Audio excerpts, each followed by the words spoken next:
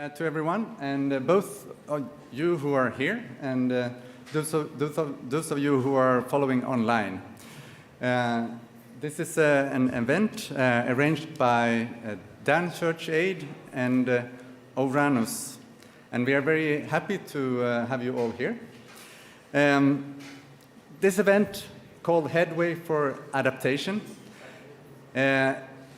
when we planned it, we didn't know how important it would be at this COP, because adaptation is really becoming one of the really important topics and really difficult topics. Right now, we are facing a challenge in the negotiations because we are far from having the ambitious outcome on adaptation we need.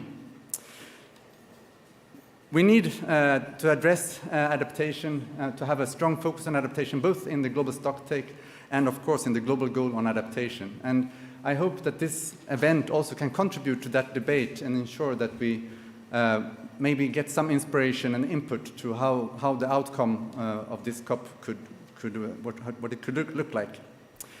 But we should always also remember that when we talk about adaptation, it's not just a headline or in a negotiation text. It's not just a part of the negotiations. It's about people's lives, it's about survival, and it's about the future of our livelihoods and our countries. So adaptation is really a key element of the climate debate. We will, this event builds on two important events. In September, during the UN General Assembly, there was a high-level roundtable hosted by the government of Bangladesh and the government of Denmark. This event was initiated to explore the possibilities to scale up climate adaptation finance. Another important event happened in October, where we had Adaptation Futures, a conference held in Canada, which also contributed with so many good and important solutions for how to adapt. And I'm really happy that we can have this event so that we can bring the messages from these two events forward to the COP, because we need to make sure that this COP deliver a strong and ambitious result for adaptation. And with those words, I would like to invite our keynote speakers, because we have 4 speakers, both the co-hosts from the high-level roundtable during the UN General Assembly, Denmark and Bangladesh, and of course also from the Adaptation Futures. And we will start with His Excellency Sabir Chowdhury, who is the Special Envoy to the Prime Minister for Environment and Climate Change of Bangladesh. So please, Sabir.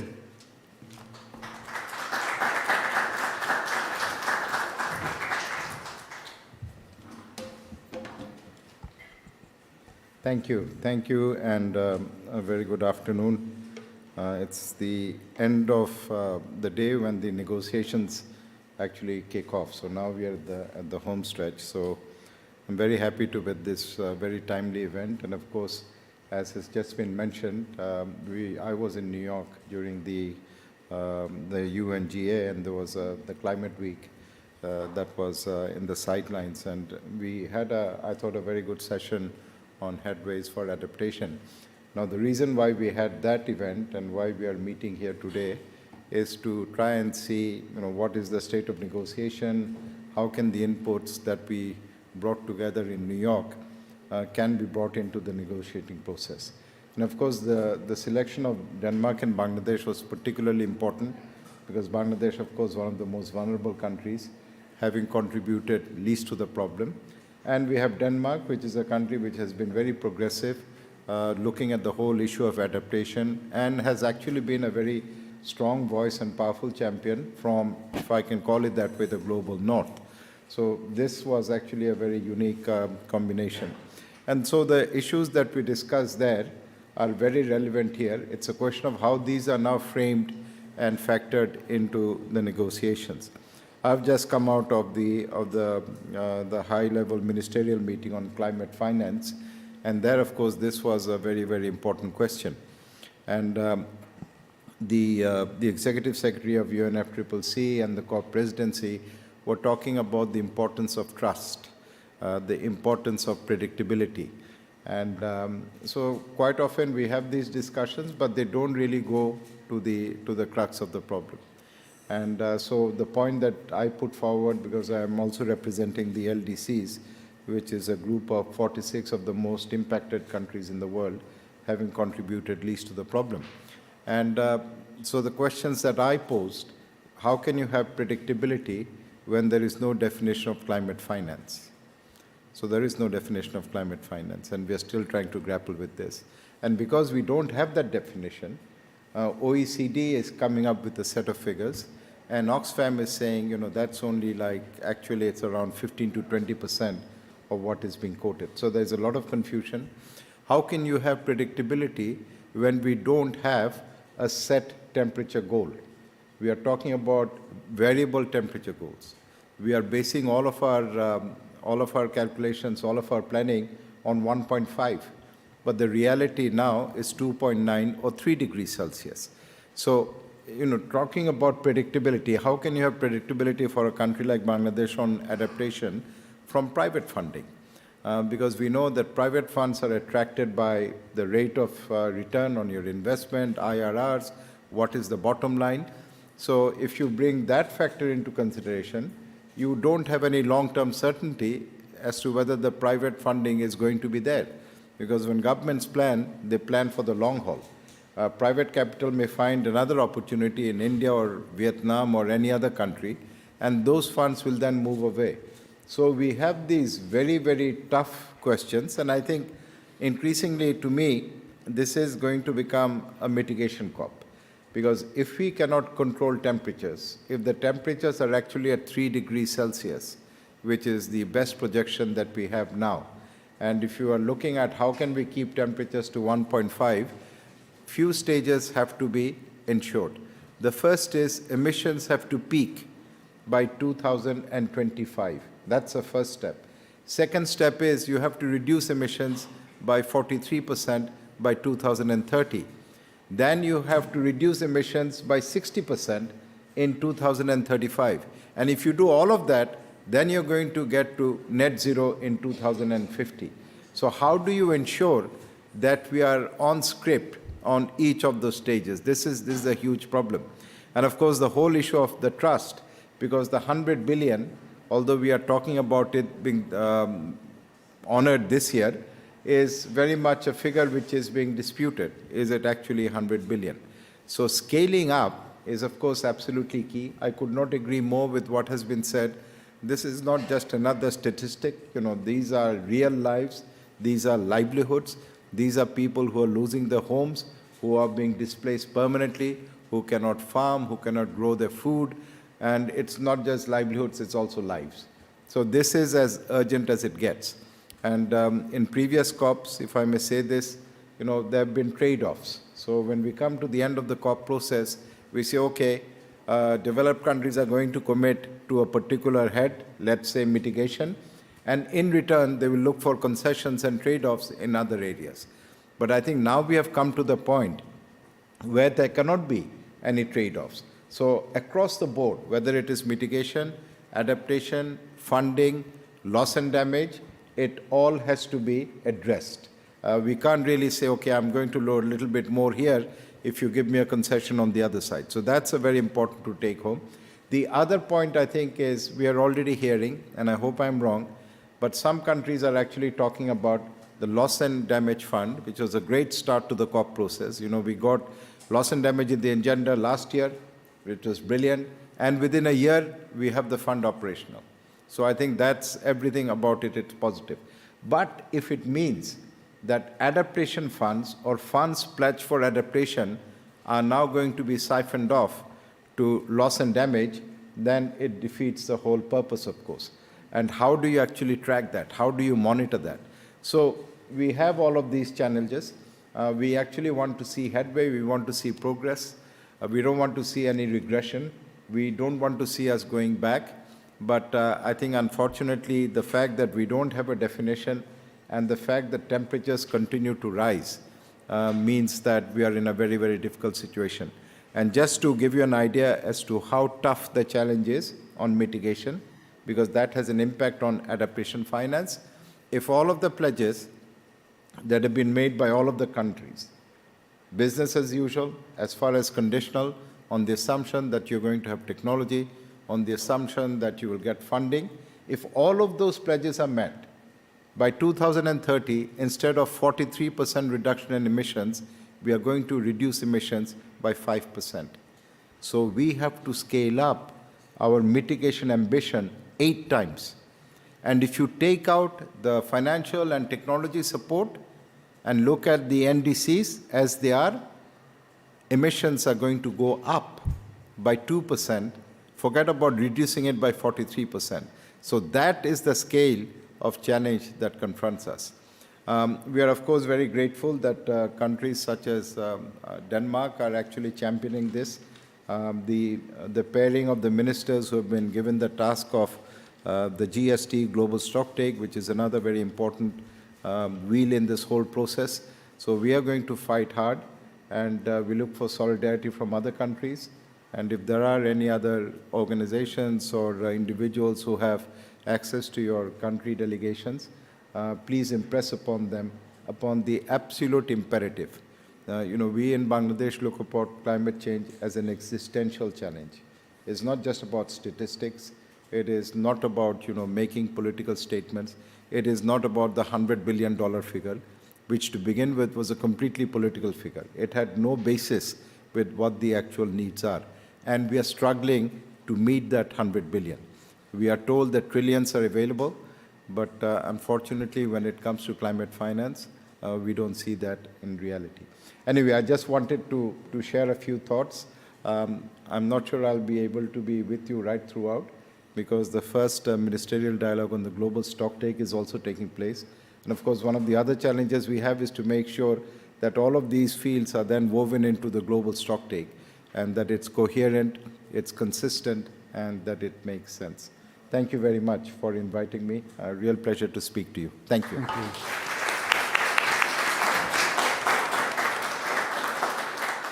Thank you. Thank you very much. And as the next keynote speaker, I invite Agnes Tingström Klinken, who is the Deputy Head of Mission of Denmark in Dubai. And welcome also to you, the other co-host of the high-level roundtable in New York. Thank you very much. Good afternoon, Excellencies, distinguished guests, both you in the room and you online. So we do find ourselves at a juncture in our global efforts to address the challenges posed by climate change. Denmark recognizes the existential threat that climate change poses to our communities, to our ecosystems, and to our economies. These impacts are felt far and wide, and they transcend borders, and therefore it requires a coordinated international response backed by the necessary funding arrangements. Adaptation finance must be a key priority for climate action to move forward.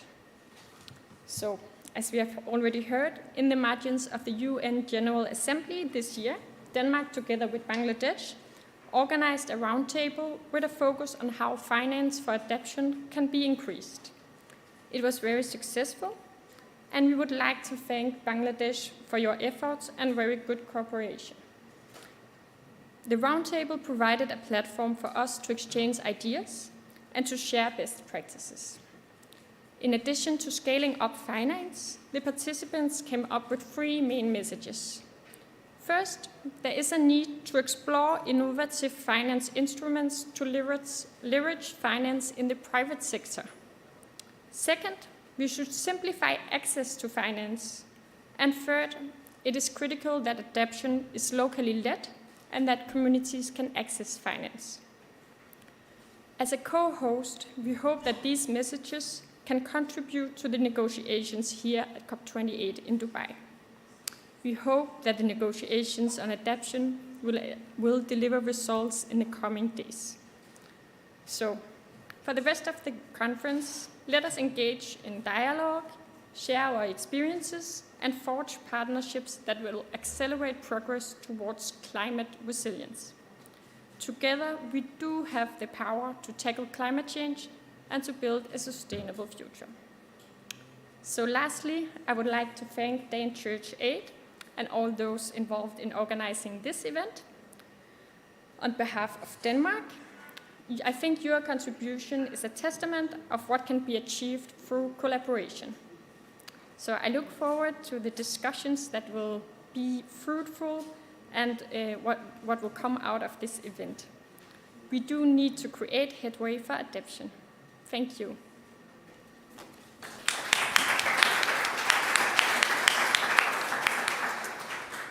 Thank you very much.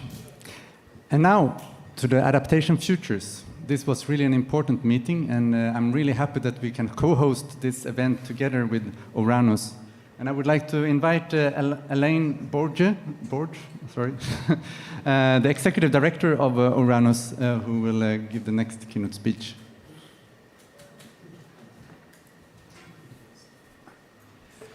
Thank you, everyone. It's a pleasure to be with you this afternoon. My name is Alain Bourque, and we're going to shift gear a bit because clearly Adaptation Future is a conference with a target audience much more oriented towards local action, scientists, practitioner, policymaker on the ground, which is obviously a key component to advance adaptation and resilience in the future. So I actually have a few slides, and I don't know how to switch my slides, so you will do it? Okay, thanks. Thanks. So I'm going to talk about making headway. Thank you very much. Making headway for adaptation, and talk a bit more about the contribution of Adaptation Futures to this. So Ouranos was the lead organizer in an event that is co-partnered with the World Adaptation Science Program. For those who don't know Ouranos, it's the Greek god of the atmosphere. But it's also an applied research center that does very action-oriented research, policy-oriented research, and practice-oriented research. And so we work at the subnational scale to try to advance adaptation. Now, obviously, with the Adaptation Future Conference, the objective was to try to gather the world to exchange ideas, and to find ideas to progress and to raise the profile of adaptation. I do want to very rapidly recognize, the contribution of many members, many supporters, and many sponsors for the event. And I think I see some familiar faces of people that were there at the Adaptation Future Conference. I think we did a pretty good event, happening as we said before, the first week of October, which actually happened to happen during a record-breaking heat wave period in Montreal, which was a bit, I guess, to show the relevance of talking about adaptation. There was over 1,600 participants in the conference, 500 virtual participants from 127 countries, 17 parallel sessions. It gave 180 sessions, including 70 that were broadcasted to the participants that were online. 3 high-level plenaries. The opening one was really focusing on the role of Indigenous people to advance adaptation and resilience, and I think we struck a chord there. I think it did work very nicely. The second plenary was very emotional for those who were there. It was quite something, and it really highlighted the urgency to speed up and to scale up adaptation and resilience. And the closing one was really about the next steps, and Joanna, that's going to present after me, is going to actually talk a bit more about this on the science side especially. So we had objective that I think that we met with respect to the role of Indigenous and local population, not only around Indigenous knowledge, but also around Indigenous way of life as a very inspiring model to actually adapt to the changing climate.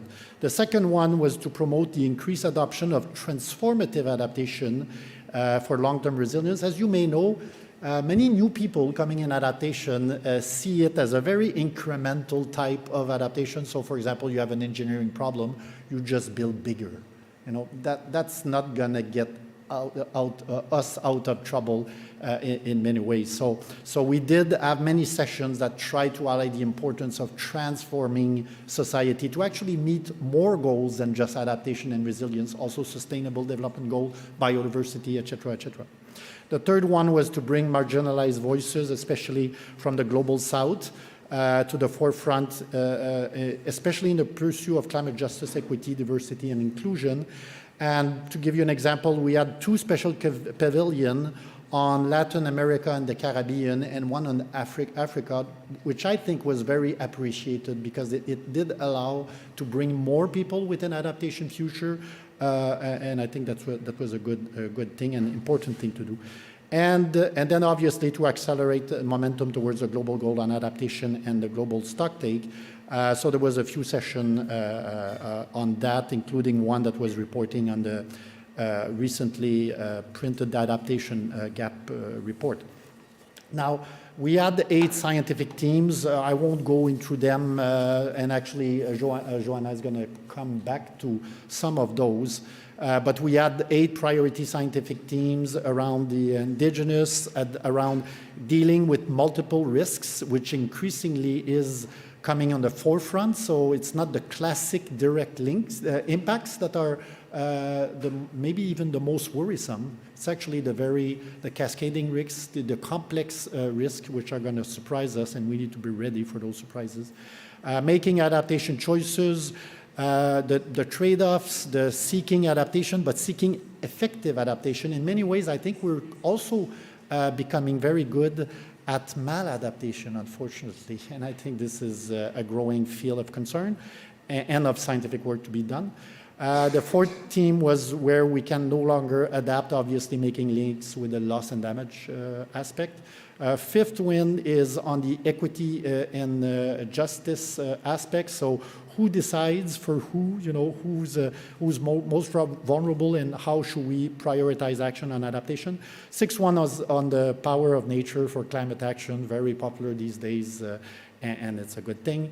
The 7th one was actually interesting because it was teaching and learning adaptation in a changing climate, but we actually received very little requests of proposals. There was actually a very limited number of abstracts, which probably means that we need to do more on this because there's actually less capacity. So this is probably a priority we should have. The 8th one was governance and, of course, adaptation finance. I won't say much more since we hear about it quite a bit recently. So as a last slide, maybe to talk about some of the outcomes and especially the early recommendation, a little bit more on the Adaptation Futures Conference, because I think Adaptation Future Conference is an important conference to advance adaptation, but it is growing in a changing environment. Like 10 years ago, in the Adaptation Futures Conference was maybe the only adaptation and resilience conference. Now things have changed. There's many other type of conferences, and I think that Adaptation Future maybe even needs to revisit a bit the scope that it has to do in the future. So the outcomes, very satisfied, a lot of very satisfied participants, a score of 4.3. Someone was telling me the other day that it's actually worth going in the restaurants when it's 4.3 on the Google.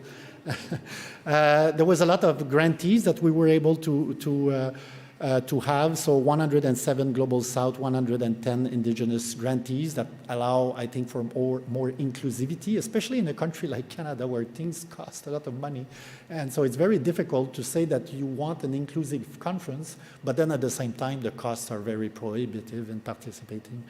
There was various formats of parallel session that were very appreciated. So we had a few classic scientific type of sessions, but also we had a lot of lightning talks and panels, which I think were very popular, and 3 rooms dedicated to workshops, fish bowls, and post-its exercise, etc. And I think the combination of it made it an interesting place to be for extensive network to reconnect in the adaptation community and with new practitioners that are interested on adaptation. So I won't say the others since I already it's substantial media coverage. Well, it's always the same thing. especially in the country where it's hosted. I mean, it is an opportunity. It was an opportunity for me in Canada and Quebec to actually get governments a little bit accelerating a bit of action. So that's something to remember if you do a conference like this. There was a very high number of first-time participants, which is both good news, but also a challenge, because you do need to keep continuity in some way, and hopefully maybe the conference could actually help to accelerate the development of capacity, especially for the increasing number of people that are coming in the adaptation field and resilience field.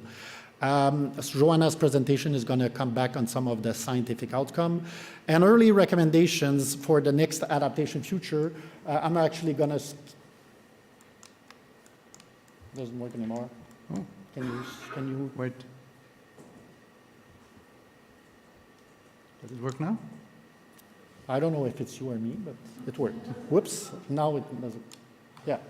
So the early recommendations, so big question, and I'm from Canada, so I'm saying this is kind of big. Should an inclusive conference be hosted by a country with such huge visa requirements? It was, we learned of at least 100 people from developing countries that were with visa rejected. So it is a bit of a challenge there. We think that the 2025, I'm scooping myself, the 2025 event is going to be in New Zealand. The 2026 edition is likely going to happen. There's going to be a call of proposal soon. We recommend that it should be in a Global South country. Now, the challenge is whether there is capacity to do it in a Global South, and my proposal will be to probably find a way to combine a Global North country and a Global South, but make the main event be happening in a Global South. And I think that could be a way to both host an event, a major event in a Global South to help the most vulnerable people, but at the same time transfer capacity in the organization of such an event. We absolutely need increase and sustained financial contribution. I mean, you cannot imagine the amount of work we had to do to get the funding to do the conference. It's kind of a big risk to organize those type of events. So it would be nice to see, for example, some major donors or major banks actually investing not only in one conference, but in the series of conference. It should be the series of conference that should be funded. It was a bit sad to see only 500 online participants in an era where we want to reduce greenhouse gas emissions. So that's something to think about. The virtual posters that we did not really work that much. I think it has to be, we still need paper posters, I guess, especially in the context of being able to network, and especially in the context of having young early career professional, etc., actually meeting with top research scientists in the field of adaptation and resilience. I think that's really a life-transforming experience for many of them. And one of the co-chair of the scientific committee at Montautin was an early career grantees at the Rotterdam event, and now he was co-chairing the science committee of the Adaptation Futures Conference. So I think we actually need to think about this medium and long-term impacts of conferences like this in the future. Again, the recommendation, keep large space for collaboration session, and Adaptation Future, as I said before, should be complementary to all of those new events that are appearing on the map. That are related to adaptation, resilience, transformation, et cetera, et cetera. And then, so what's next with Adaptation Future? So I just stole the news there saying that it was New Zealand that will be the next conference organizer. And by the way, one thing that we did, which I think is pretty nice, is that we did a formal transfer to New Zealand, but also the indigenous communities did their transfer from indigenous Canadians to indigenous people from New Zealand and the Pacific Islands. So I think that's a good way to move forward. So what's next? The plenaries are going to be accessible online for everyone. So far it was only for those who had registered. It's going to be able for everyone in January, and the recorded session pretty soon. The newsletter is actually still active, so you can still register on it, because we are planning to continue to send news up to the time where Adaptation Future 2025 will be ready to send more information. So in order to try to create a continuity in the event. And then finally, we're working at Ouranos to build a strong network, a network of boundary organization, international network of boundary organization that are working at the subnational scales. So that may be an announcement that we will do eventually. And thank you for your attention. If you have any question, comment, or you want to register to the newsletter and you don't know why, just send me an email and we'll connect you with them. Thanks.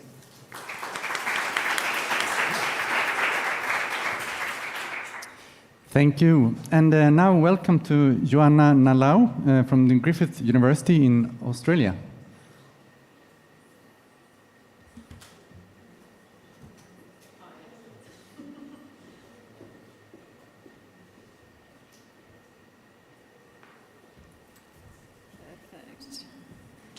All right, good afternoon.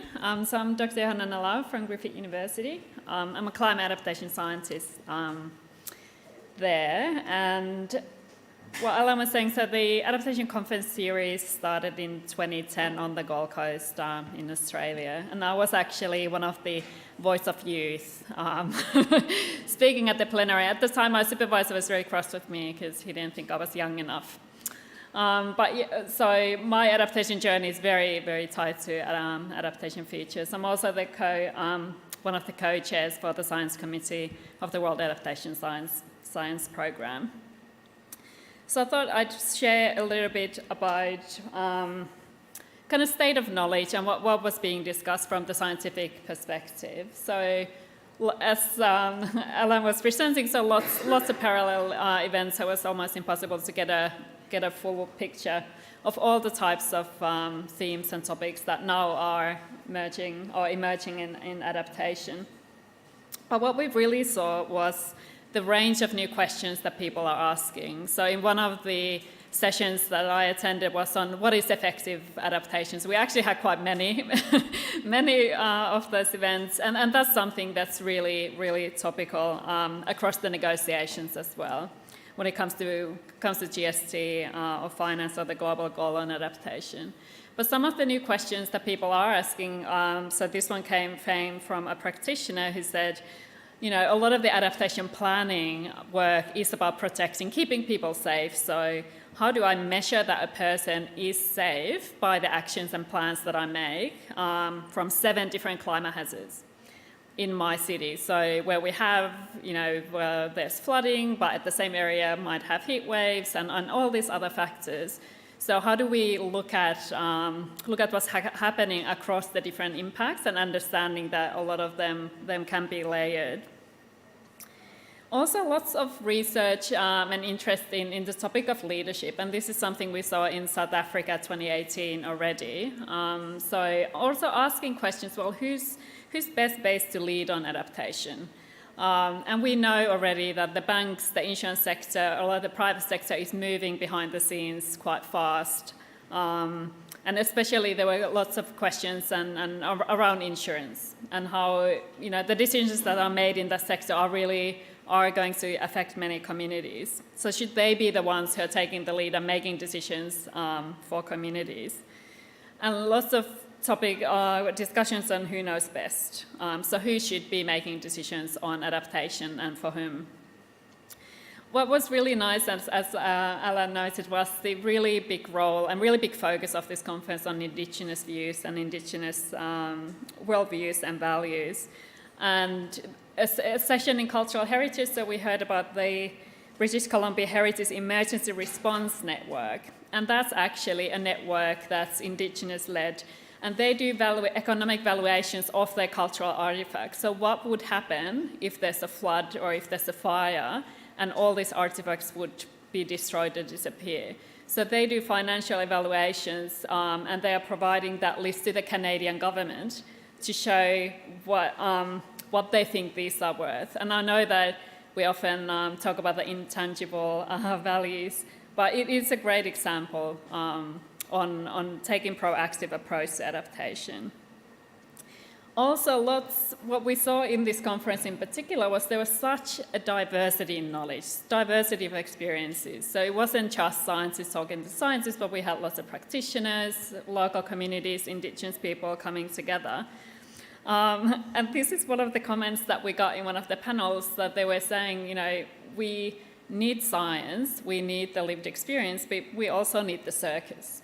We need people who think differently, who come in, artists who help us to think in innovative ways, you know, thinking without the box. And there has been an explosion of knowledge, and we know that. So in some of the recent research I've done, I think there's like 26,000 authors now writing about climate adaptation. And so there's so much, and so trying to understand what's actually happening in the field, what's new, what's innovative is getting harder. And so a lot of discussions were also, well, how do we use tools like AI to maybe bring some of those trends together, then the scientific community can then look at and understand where the actual gaps are. And lots of talk about indicators, which is obviously very relevant for the COP and for the global goal on adaptation in particular. And a lot of the discussions and research is looking at different types of indicators and metrics for climate adaptation. But I think we do still have that. We are all seems to be just trying to find and research the perfect indicators. You know, the one set that can be used, for instance, for the global goal or for a local community. And I really like the comment from Timo Leiter, who's been quite engaged with the GGA, is that perfect does not exist. So we need different views, we need different perspectives, and trying to understand also at the local community level, well, what does well-adapted community look like? And I think I'd like to end with the picture that I made with AI about a potential future. But I feel like a lot of the discussions on adaptation, you know, when we ask people, well, what does 2040 look like when the world has failed? Every person usually puts their hand up and has an opinion and can tell you how awful things are. And then we ask, well, what does a thriving world look like? 2040, when we have adapted, we have aced the SDGs, and no hands go up. So I think we also need a breakthrough in imagination as well, in how we think about the future. And what are those futures that we want to see and achieve? Thank you.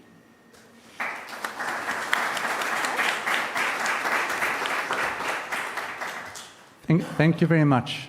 And then now we have this perfect mix of science and politics. And that will also be reflected now in the panel. And I will invite Pilar Bueno Rubial, who's the senior researcher from the National Council on Scientific and Technological Research of Argentina. So please, no, you can over here. And also Inamara Santos Melo. And your title in Portuguese I can't pronounce it, I'm afraid. But you're a coordinator for adaptation of Brazil. And we should be, Inamela will speak in Portuguese, so it's a good idea to have headphones. And I would actually be happy if someone can bring to me as well, because my Portuguese is very, very poor, I would say. Thank you. And then Alain Borge again, who is the executive director of Ouranos, and Ayesha Constable, advisor for the Global Fund for Women. Ayesha? Yes, wonderful.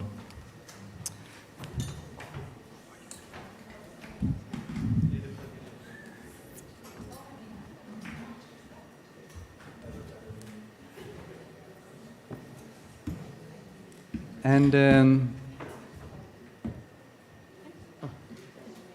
thank you, and wonderful.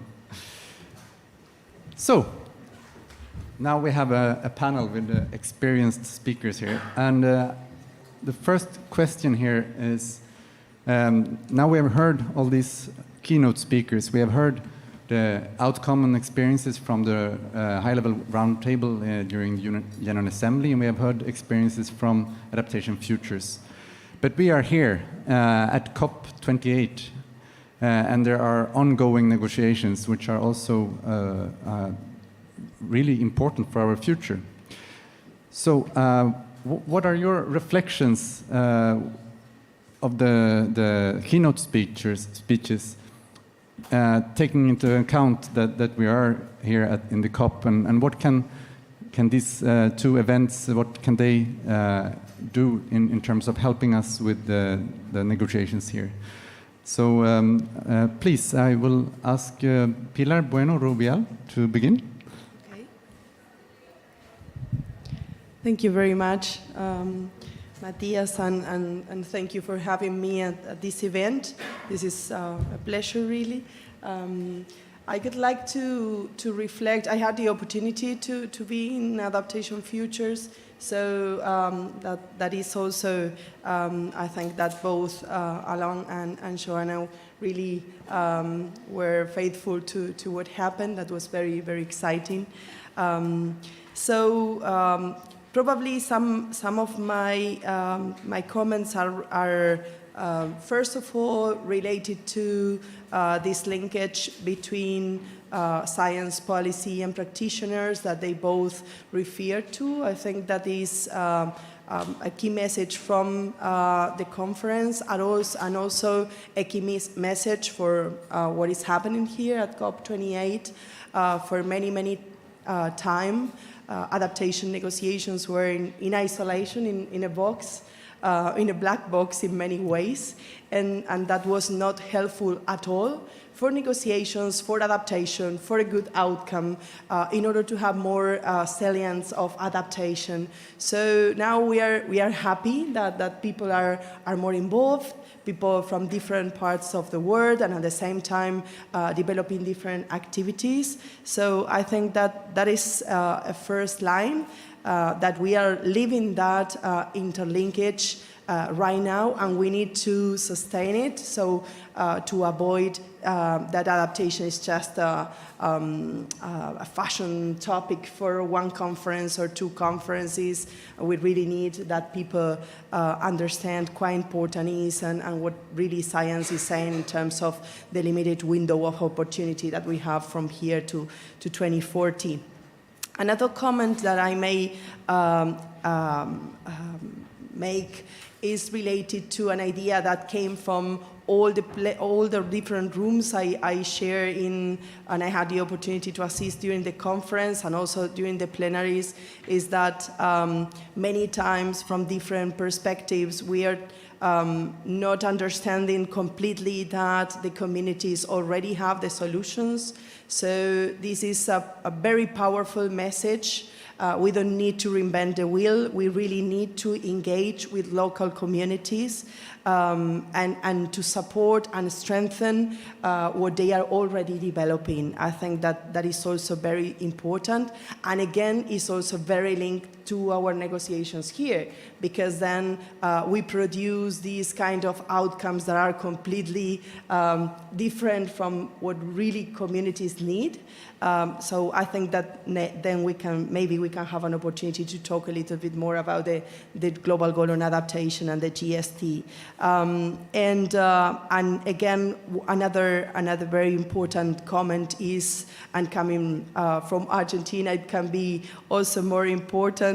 It is, Joanna said, this is, and I think that both Agnes and Saber also referred to this. This is about people. So when we talk about adaptation, it is about people. So even the more difficult audience that is not really involved, adaptation is a very powerful bridge, because we are all talking about the same language, that is the language of impacts. So the language of impacts is very, very powerful in order to talk to people that right now is not involved with climate change, and that are even open to this kind of discourses that are against climate change. Thank you, Pilar. Inamara Santos Melo,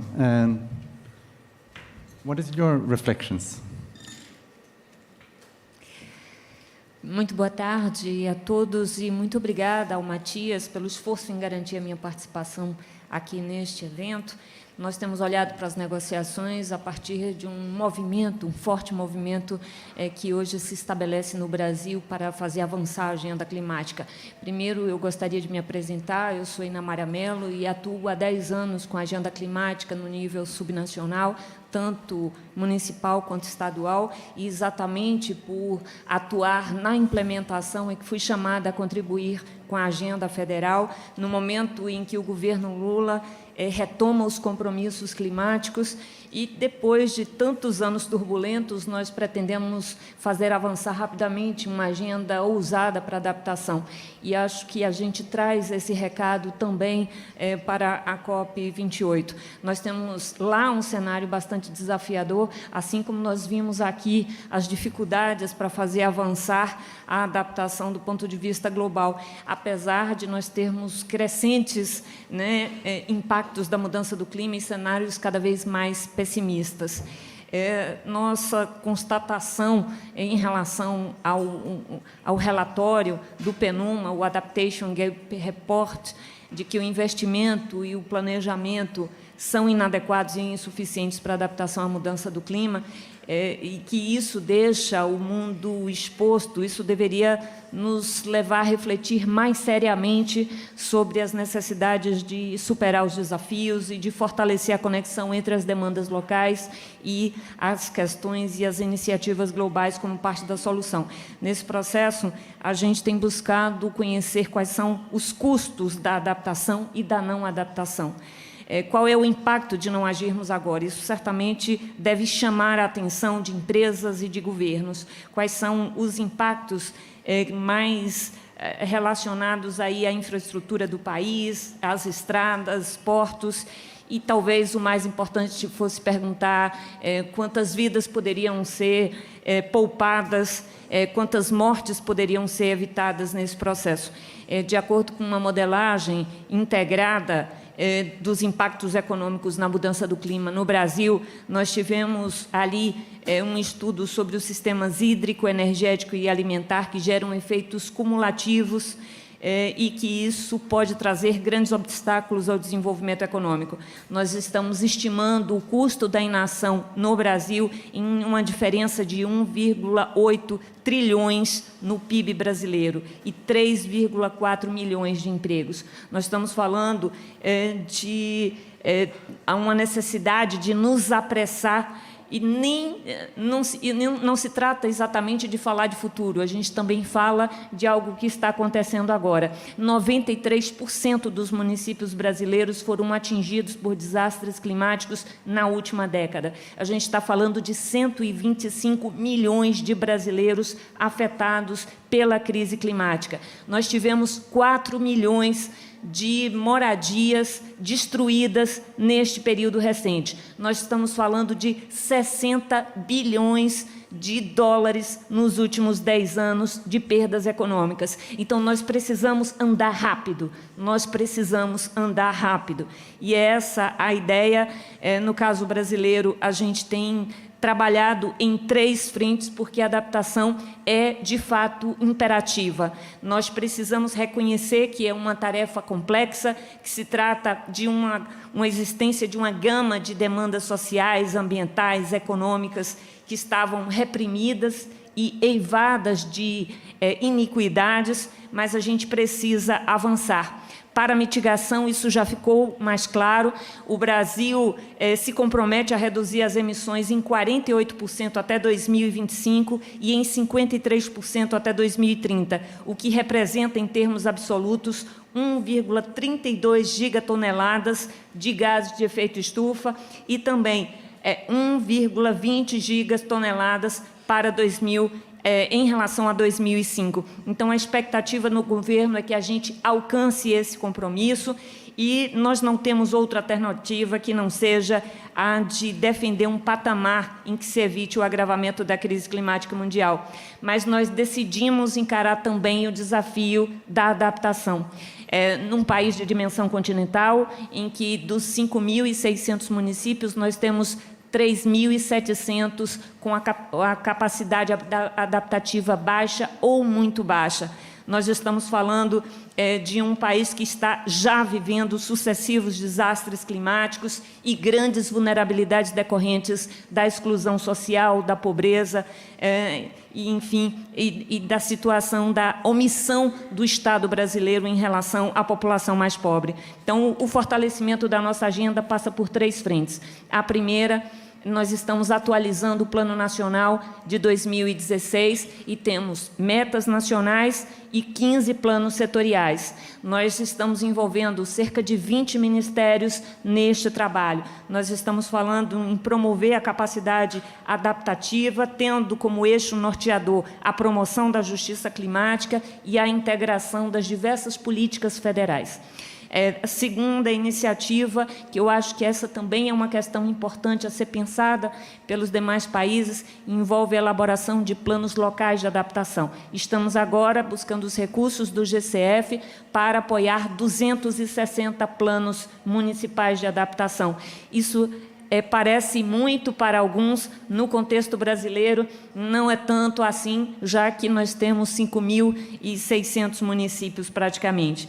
Então, a gente trabalha ainda com uma terceira frente, que é a questão da elaboração de uma estratégia para enfrentar a emergência climática. Nós estamos trabalhando no planejamento nacional, no planejamento em nível local, mas nós precisamos aprimorar a resposta mais rápida ao desastre climático que está acontecendo cotidianamente no contexto brasileiro. Essas 3 questões, para nós, elas são fundamentais e elas reúnem, basicamente, todo o nosso esforço que envolve a ampliação do financiamento para essas iniciativas. Nós estamos aumentando em 26 vezes o Fundo Nacional de Mudança do Clima, que passou de 400 milhões até 2022 para 10,4 bilhões de reais em 2024. São 26 vezes que aumentamos. Nós estamos falando do Programa de Transição Ecológica, lançado aqui na COP, nós estamos falando de ações de infraestrutura e de moradia com este viés da adaptação. Mas nós sabemos que mesmo o aumento dos recursos destinados à gestão de desastres e aquilo que tem sido aplicado para iniciativas na área de ciência e tecnologia, todo esse esforço ainda é insuficiente para dar conta do tamanho do desafio brasileiro, e eu imagino que no restante do mundo isso se reproduz, em particular nos países mais pobres. Então, são iniciativas relevantes, mas nosso esforço é insuficiente. E é por isso que a gente traz para a COP essa ideia de que nós gostaríamos que o processo de negociação no âmbito da UNFCCC pudesse se dar sobre algumas premissas importantes. A primeira delas é que nós precisamos, de fato, de financiamento adequado para o tamanho do nosso problema. Envolve discussões de reformas em escala global para garantir as prioridades identificadas pelos entes federativos. Nós precisamos não apenas dobrar o financiamento de adaptação, isso ainda é insuficiente. Esperamos que os países possam ouvir chegar a esta conclusão. As medidas de adaptação à crise climática são urgentes, o desafio exige a efetiva participação dos setores produtivos. No nosso caso, entendemos que também a participação da sociedade, retomando valores da coletividade e valores de cidadania, é um outro aspecto importante nesse processo. E, por fim, nós entendemos que a mudança do clima deve ser vista como um eixo a mais de exclusão que impacta de maneira desproporcional as populações mais pobres, principalmente as mulheres negras, as mulheres indígenas, as mulheres pobres. E nós entendemos que a adaptação ela deve conjugar o esforço de combate à pobreza de forma rápida. Defendemos o fortalecimento dessa agenda para trazer novas perspectivas aos compromissos climáticos e a gente avalia como imprescindível a definição de metas temáticas envolvendo aí setores como água, segurança alimentar, cidades e infraestrutura, para a gente reduzir os impactos climáticos adversos até 2030. Nós temos a consciência do tamanho desse desafio. Já vou terminar, Matias, e dizer para vocês que a gente, de fato, tem uma grande ousadia, um pensamento de que o governo brasileiro possa apresentar resultados e que possa servir de exemplo neste processo tão desafiador para o mundo, enfrentando a emergência climática. Nós que acabamos de assumir a presidência do G20 e queremos sediar a COP30, nós gostaríamos de chegar com resultados concretos e esperamos que outros países possam ir nessa mesma direção. Obrigada.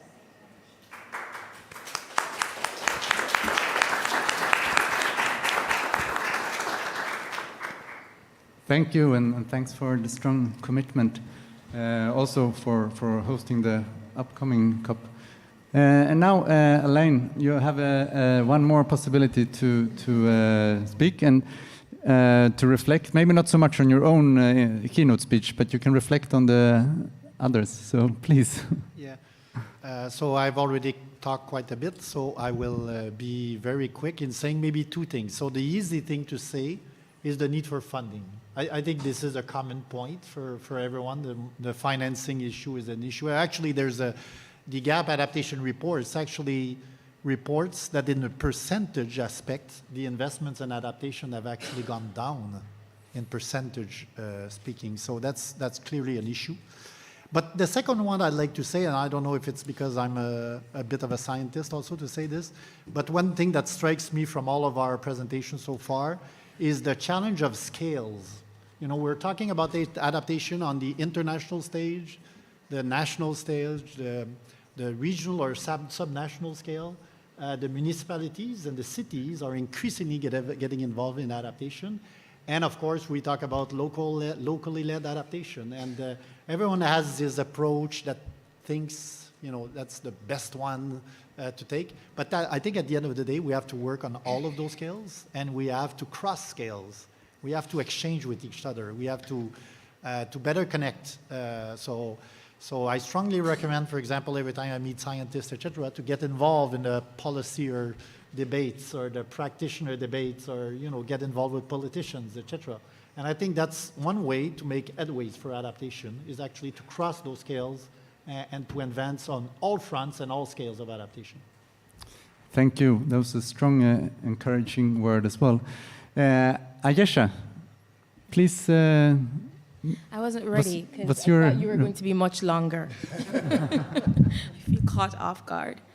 I'll definitely share some reflections. And when you spoke earlier, Elaine, and you spoke of the emotions in plenary 2, I think I was largely the catalyst for those emotions. And it has been interesting to walk around the COP venue these last few days and have persons who were in attendance at Adaptation Futures come up to me and said, "Yeah, you were the person crying. Yeah, we saw you. You were crying at Adaptation Futures, we saw you." And yeah, I'm very proud to have been the crier. And thankfully, they don't just remember the tears, but they remember the message, which I think is even more important. People remember the message that I brought, and the message remains largely the same coming into this space. That message of empathy, equality, fairness, justice, decolonization, and those words, I will say, have become somewhat of buzzwords. And as much as we welcome the openness and the reception and the adoption of those words and the language, I think there's always a fear that they become, slanderized. They become so commonplace and just repeated, out of habit, and lose meaning in some instances, and that's what we don't want. And Joanna, as you showed your beautiful AI capture, not to be a party pooper, but I think Adaptation Futures knows my politics. Ouranos knows my politics. It does not represent a global South adapted future. And that's the reality as well. And it's one of the things that we should always be open to addressing, the recognition that in the spaces where we do not deliberately address the realities of the global South, the political, the economic, the historical and contemporary realities of the South, then we paint a picture of a future, of a reality that does not reflect our context. right? And I think that's part of what we continue to put on the agenda and bring to the negotiations. I was heartened by the speech, the message brought by the gentleman from Bangladesh, and he reminded us of the challenge that is being had even now in the negotiations to keep adaptation high on the agenda. And in AOSIS, the Association of Small Island States, they're having a particularly difficult time, seeing progress and on the conversation of adaptation. The gentleman from Bangladesh also spoke about trade-offs and the fact that we do not have the luxury of trade-offs. And so we probably are seeing the increased agitation around loss and damage at the expense of the adaptation conversation. And again, that's not something that we have the luxury to accommodate at all. Because even as we continue to deliberate in these spaces, and whether or not an agreement is reached at the end of COP28 or any ambitious progress made on adaptation, people on the front lines in our communities will continue to die. Livelihoods continue to be decimated.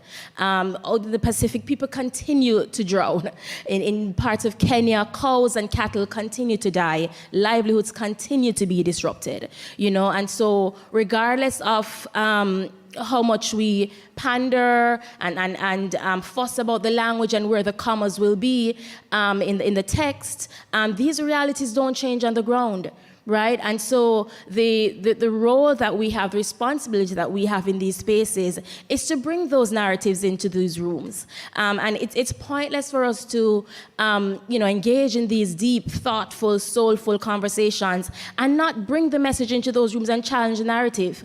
And I feel like in the last couple weeks, we have seen so much darkness in the world, and it's so important that, if we buy into this message of fairness and equality and justice and reparations even around climate finance, then we ought to be a part of this light. We ought to make sure that we are as bold and as courageous in bringing these messages. And I go back to, what I often say, these are not messages of radicalization. You're not radical for being kind and empathetic and bringing these messages of fairness and justice. This is what the world needs. I think we're particularly, poised as a world where conflict right now in Guyana, which is part of the Caribbean, South America, but Caribbean, is on the brink of conflict with Venezuela about territory. I'm like, here we go again.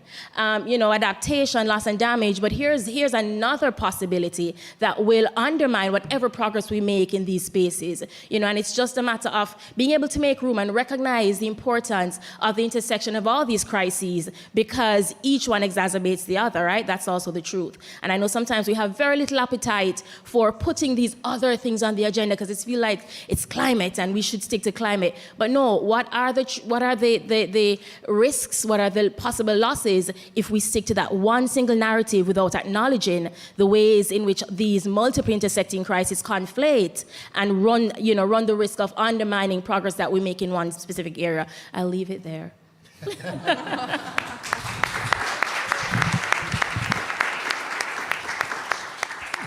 Thank you, and thank you for reminding us about the reality. It's really, really valuable. I would now like to open the floor if there are any questions or reflections, and then the panel will have a chance to make a concluding remark reflecting on these questions. So yes, there was one question over there. I think there's a microphone coming.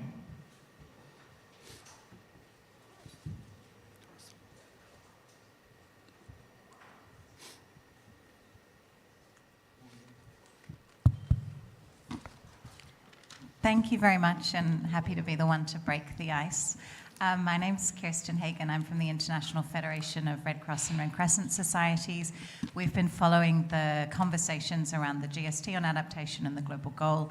And for us, this is a really important issue because we obviously see what happens when there is a failure of adaptation, and we see the humanitarian impacts on people. So really quick couple of questions. Colleagues raised the concern that we're not making a lot of progress in the GGA, and I'd be curious to know what you feel may break the deadlock, if there's anything that you might need or be wanting from potentially some of the civil society actors in the room. And then the second question I had goes more into the content of the GGA. And there were comments made by the panel about the importance of local organizations, of local leadership, of things happening at the municipality level, what we call locally led adaptation or community-based adaptation. So I'd just be really interested in your thoughts on how that could potentially land in a final document, what that could look like, if you think there's any chance of it actually making it in. Thanks a lot. Thank you. More questions or comments from the audience?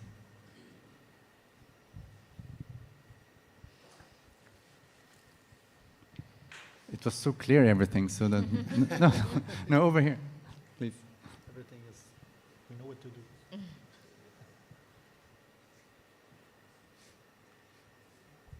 Thank you so much. Great panel, great presentations. To see the IPCC colleagues talking about this is amazing. So this is Cristina Tirado from the Sea Foundation. We work with indigenous groups in Maasai lands in Kenya and Tanzania.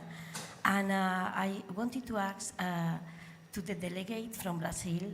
Brazil is, as far as I know, the only country that has an amazing system for surveillance and sentinel sites for all of them, climate-sensitive diseases of indigenous peoples. I have the honor to work with the Ministry of Health and with Anvisa in looking into the surveillance systems of diseases, vector-borne diseases, hydricas, foodborne diseases, and they were at that point thinking in exporting the model, for example, to Mexico. And you know, I left it there, but there is these surveillance systems and all the model of the FAME0 is, is a game-changing solution for the rest of the world. So you were talking about all the needs in your own country, but you have so much to export in terms of adaptation for food and nutrition security, and FAME0, Hunger Zero, and all this knowledge that you have on health and prevention and surveillance. So, can you give us some ideas, if you can, what Brazil is thinking, or where Brazil can get the funding to export these models that are exportable to other countries? Thank you. Thank you. One more question, yeah? Thanks. Oh gosh, another Christina. Pleased to be here and hear the remarks of the panel. I'm really struck by the issue of no trade-offs that was mentioned, and I'd love ideas on how do we make that an actuality? How do we make that more than a slogan, but really ensure that there are no trade-offs between scales, no trade-offs between mitigation and adaptation, no trade-offs on ambition, no trade-offs between world visions, ideas on how do we make that a reality? I'll stop. And there's a question over here as well. Thank you very much. I was thankful for our panelists, especially our sister from Brazil. My name, I'm Oscar Zawonima from Rwanda. I'm come from NGO, PEFA, Action pour la protection de l'environnement et la promotion agricole, or Action for Protection, for Environment Protection and Agriculture Sector Promotion.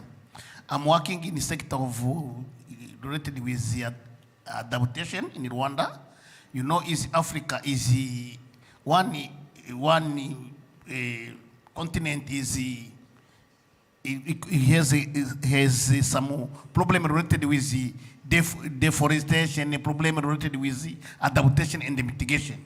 Now, our sister has talk about how can committed financially to support adaptation. How plan to support the organizations in Africa involved in environment, natural resources, and the climate change, and especially in the adaptation and the mitigation.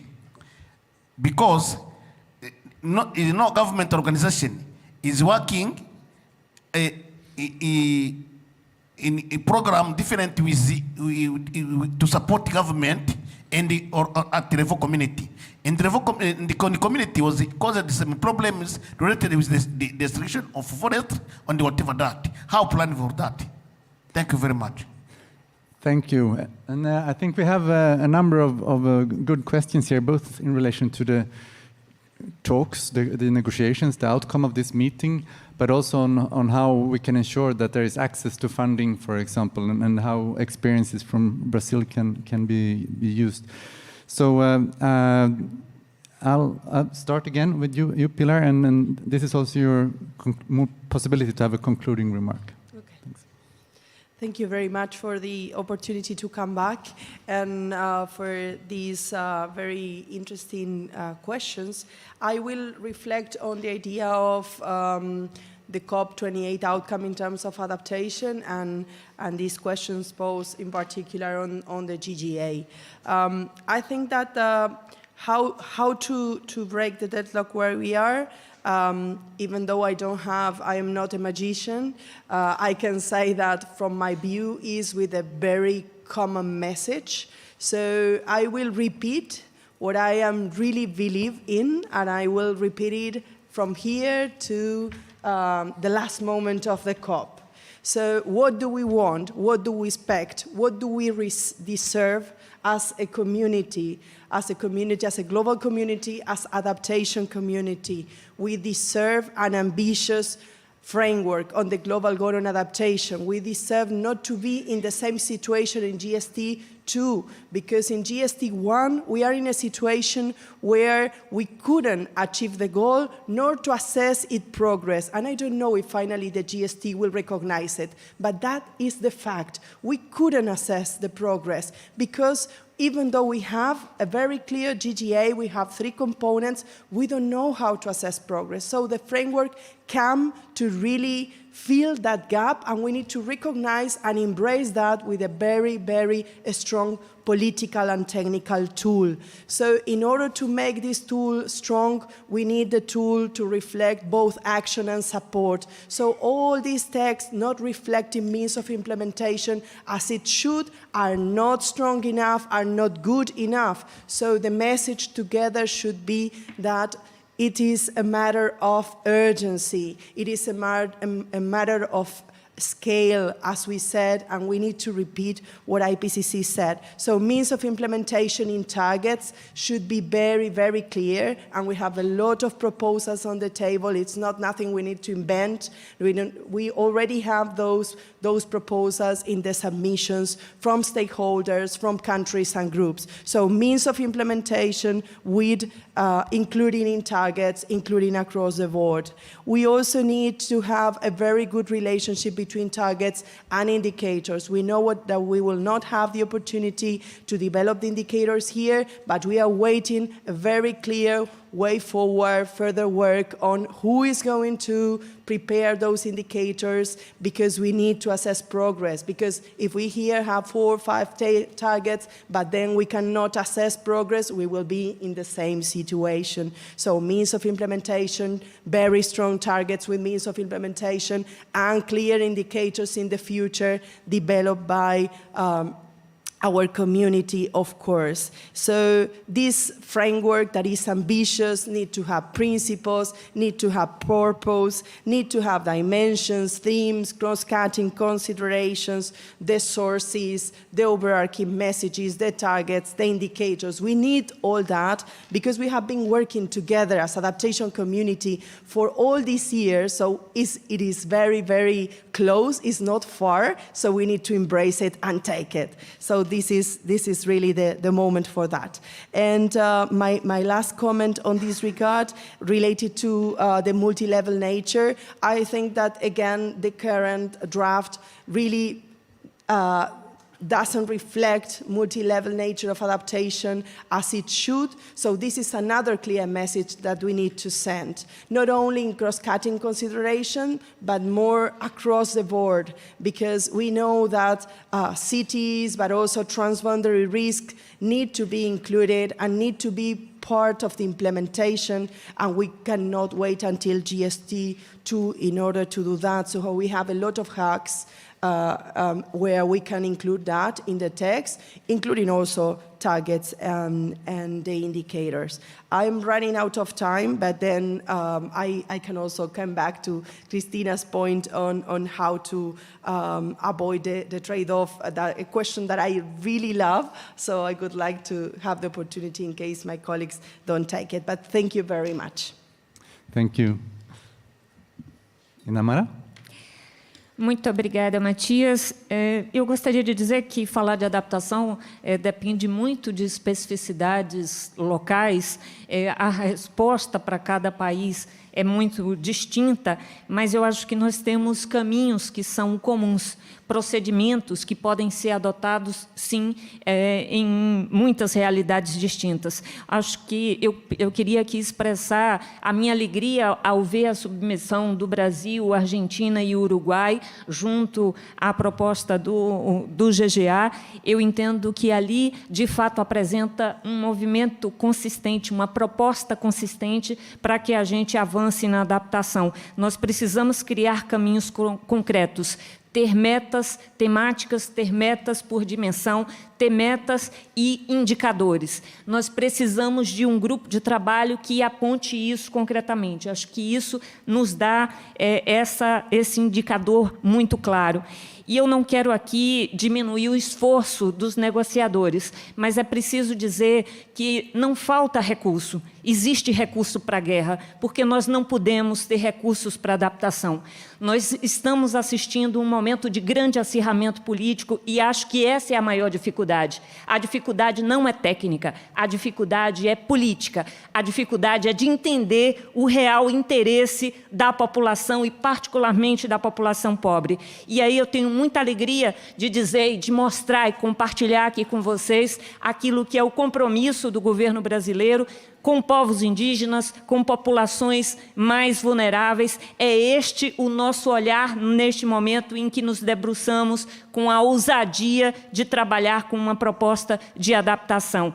Nós gostaríamos aqui de dizer que nós temos 15 planos setoriais e estes planos setoriais definem metas específicas para cada um desses setores com um eixo muito voltado à promoção da justiça climática, trazer essa perspectiva de enfrentamento da desigualdade, enfrentamento da pobreza, trazendo a população mais pobre como sendo a prioridade das nossas ações. E aí nós temos, sim, políticas importantes hoje voltadas para a questão dos indígenas. Nós temos, por exemplo, um sistema de saúde que se mostrou um exemplo na época da pandemia e agora retoma com mais força, inclusive para atender a esta população. Nós temos um plano nacional, inclusive, que se debruça na perspectiva de ter um plano de adaptação para a saúde, pensando as populações mais pobres. Nós temos uma plataforma que hoje está reunindo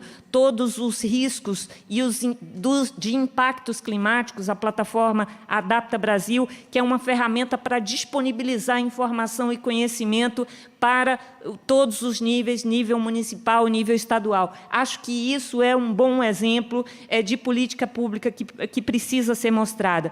Por fim, Matias, eu gostaria de dizer do esforço que nós estamos enxergando aqui de trazer, de fato, essa agenda como uma agenda, não é uma agenda climática somente, é uma agenda de combate à pobreza. Eu gostaria de reforçar essa questão, porque hoje, quando a gente olha as necessidades de adaptação, nós estamos falando, no caso brasileiro, de uma necessidade de diminuir a pobreza, diminuir a fome, diminuir a insegurança alimentar, diminuir a insegurança hídrica. Então, são essas questões que hoje tocam e movimentam o governo brasileiro. Acho que, se a gente começa por aí, nós daremos importantes passos nesse processo.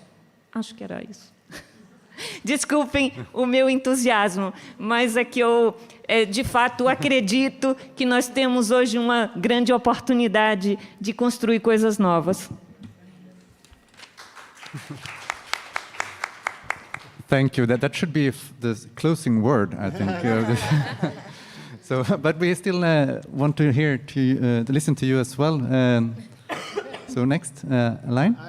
I'm next. So with respect to the questions, many of them related to the international negotiation. I'm actually not an expert in the international negotiation process. Either am I passionate about it, because I tend to work much more with subnational governments, local community, etc. But it is obviously an important scale. So obviously you won't be surprised that I say that there should be more recognition of lower level governments and communities and actors in the negotiation process, but I'll stick to the words of Pilar on the international negotiation aspects, for example. The other point I wanted to tackle was this question of trade-offs.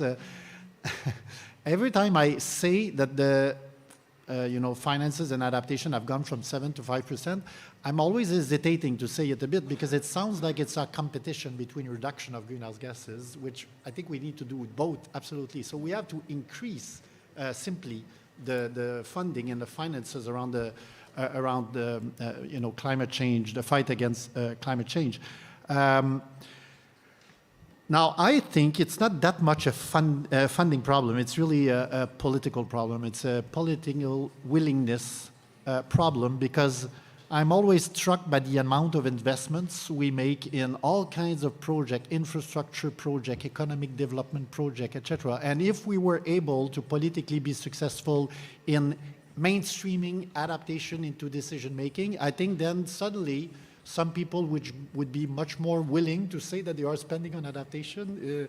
And right now, there seems to be too many compartments of adaptation, not adaptation, infrastructure investments, etc. So that's the point I'm going to say about the trade-off. And I think it has to link with the fact that we need to convince many people to have a more systems approach into decision makings, which we seem to very badly lack. Thank you. And Ayesha, the final word. Also, my very non-scientific response to the question of trade-offs, because I think a big part of recognizing the legitimacy of the issue of each region, of each sub-region, is in seeing the situation for what it is in each part of the world. So, as much as there's this competition between where do funds go and what issue is dominating the agenda, the reality is that there are parts of the world where adaptation remains the main remit. It is the path that we have to take because of our geographical realities. And so, in my view, there's no room for trade-off there between the need for mitigation and adaptation. They're equally important. And so I think it's also a question of justice and recognizing that communities who are now on the front lines of the impacts of climate change are in that position because of the histories that have placed us there. The histories of colonialism that in many of the small island developing states, in much of the majority world, has limited the capacity of these countries to now adapt. Right? And so, again, it's fairness in these conversations, it's recognizing the priorities of each region and giving them the weight that they deserve, rather than the kind of infighting, which is more important, or where people's moods place them on a particular day when they come into the negotiations.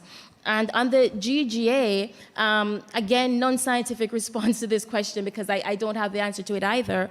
But I personally, as much as I value there being this kind of global standard and an opportunity for countries across the world, wherever we are, to be held to this standard, I'm also mindful of the need to standardize and quantify at the expense of eliminating the kind of textual contextual, granular data that is, and qualitative data that is so important to inform the more local level realities.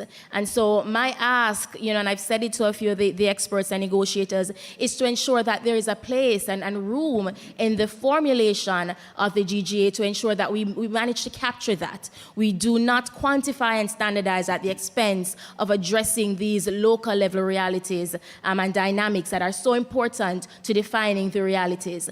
I also had the opportunity to ask of a senior executive of the World Bank yesterday, is the World Bank ready? Because I know we're all very excited about the initial pledge, the loss and damage fund, and the potential of operationalizing. And when the gentleman from Bangladesh spoke about trust, my trust dar immediately went off around loss and damage, because I believe that the civil society and feminist stakeholders in particular have been very wary of the idea of the World Bank hosting this fund. And I think there's some persons who think that mistrust is misplaced. I didn't even plan that. The mistrust is misplaced. And in having this conversation now with this executive, she said, we're trying.